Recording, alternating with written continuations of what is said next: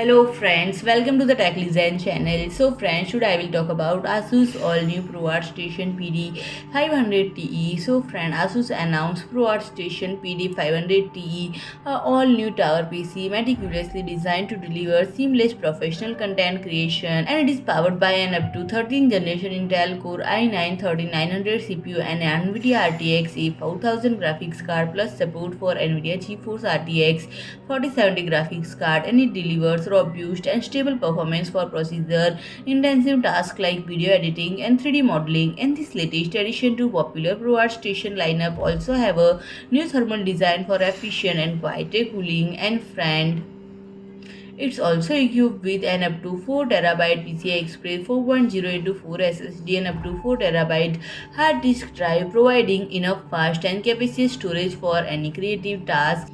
And it employs a multi-zone cooling design that promotes internal airflow and provide more breathing room for essential components like the CPU, GPU and PSU.